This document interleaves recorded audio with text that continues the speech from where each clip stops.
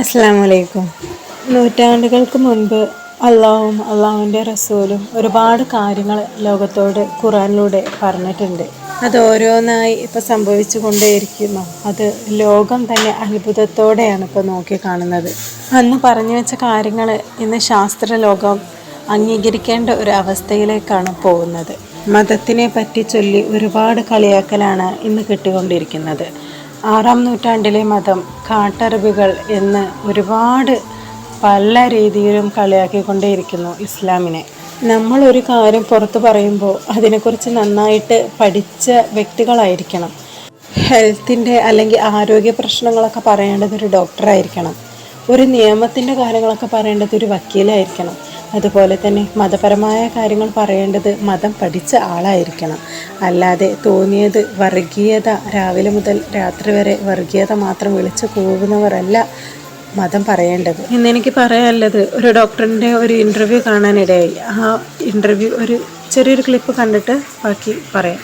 പണ്ടൊക്കെ ആണെങ്കിൽ 9 കുട്ടികൾ 8 കുട്ടികൾ എന്നൊക്കെ പറയുമല്ലോ. അപ്പൊ പറയും അമ്മൂമ്മമാരൊക്കെ ലാസ്റ്റ് ആകുമ്പോൾ ഇവർക്ക് തീരെ ഹെൽത്ത് ഇല്ലാണ്ട് വരുമ്പോ നമ്മൾ ഇത്രയും പ്രസവിച്ച ഒരാളല്ലേ, അപ്പൊ ആ ആളുടെ ഹെൽത്ത് ഒക്കെ പോയിണ്ടാവും, അങ്ങനെയല്ലേ പറയാ. നമ്പർ ഓഫ് പ്രഗ്നൻസീസ് കൂടുന്നത് ആക്ച്വലി നല്ലതാണ്. നമ്മൾ ഒരു കാര്യം കോൺസെപ്റ്റ് മനസ്സിലാക്കേണ്ടത്, ഒരു സ്ത്രീ ജനിക്കുമ്പോൾ ഇന്ന നമ്പർ ഓഫ് എഗ്സ് വെച്ചിട്ടാണ് ജനിക്കുന്നത്. നമ്മൾ ഈ 9 മാസം പ്രഗ്നൻസി എന്ന് പറയുമ്പോഴത്തേക്കും ഏകദേശം 9 മാസം ആ പാല് കുടിക്കുന്ന സമയം കൂടെ കൂട്ടിയ 1 വർഷത്തേക്ക് പിരിഡ്സ് ഇല്ല. എത്ര എഗ് സേവ് ആവും? ഈ ഓവറിയുടെ function is something that gives us lot of protection. അതായത് പീരിയഡ്സ് ആണ് നമ്മൾ പുറത്ത് കാണുന്നത്, പക്ഷെ നമുക്ക് അതിലും വേറെ വലിയ ബെനിഫിറ്റുകളാണ്. ഹാർട്ട് മുതൽ ലങ് മുതൽ എല്ലാം മൊത്തം സിസ്റ്റത്തിനെ കൺട്രോൾ ചെയ്യുന്നത്. നമ്മളപ്പോ അത്രയും എഗ്സ് സേവ് ചെയ്യുന്നതോടെ അത്രയും കാലം നമുക്ക് ഈ ഹോർമോൺ പ്രൊട്ടക്ഷൻ നമ്മുടെ ശരീരത്തിന് കിട്ടും. പക്ഷെ ഇല്ല, കുട്ടികൾ വേണ്ടാന്ന് വെക്കുന്നവർക്ക് നമ്പർ ഓഫ് സൈക്കിൾസ് കൂടുന്നതും നമ്പർ ഓഫ് എഗ്സ് റിലീസ് ആവുന്നതും കൂടുതലാണ്. അതുകൊണ്ട് their ovaries run out of eggs faster. So ഒരു ലോങ് ടേം ഇങ്ങനത്തെ ഒരു എഫക്ട്. പിന്നെ ഒരുപാട് സൈക്ലിക്കൽ ചേഞ്ചസ് വരുമ്പോൾ നമ്മുടെ ബ്രസ്റ്റ് മുതൽ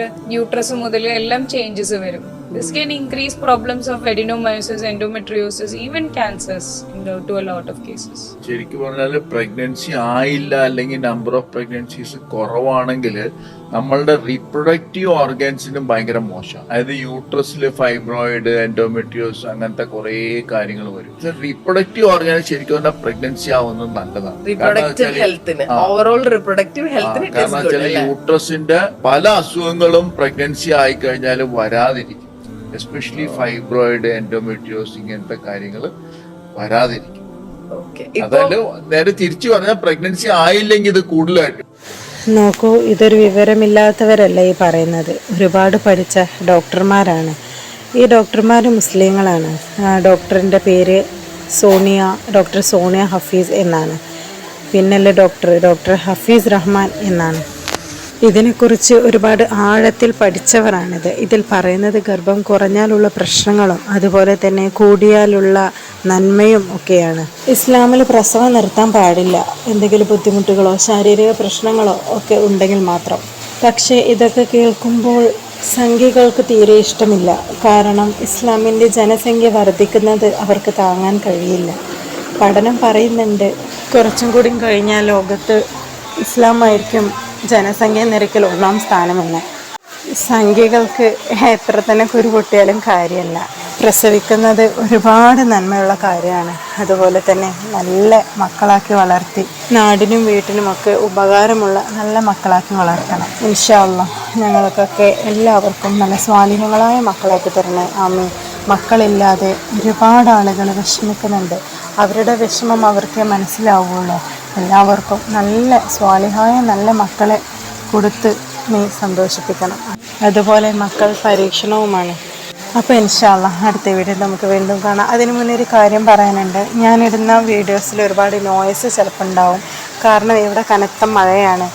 പിന്നെ നല്ല ക്ലിയറിൽ സംസാരിക്കുന്നത് കേൾക്കാൻ വേണ്ടിയിട്ട് എൻ്റെ കയ്യിൽ മൈക്കില്ല. അപ്പോൾ അതിൻ്റെതായ കുറവുകൾ വീഡിയോസിലുണ്ടാവും, ക്ഷമിക്കുക. എല്ലാവരും എന്നെ സപ്പോർട്ട് ചെയ്യുക. സബ്സ്ക്രൈബ് ചെയ്ത് ലൈക്ക് ചെയ്ത് എൻ്റെ വീഡിയോ ഷെയർ ചെയ്ത് എന്തെങ്കിലും അഭിപ്രായം ഉണ്ടെങ്കിൽ കമൻറ്റ് ചെയ്ത് ഈ കുഞ്ഞു ചാനലിനെ സപ്പോർട്ട് ചെയ്യണം.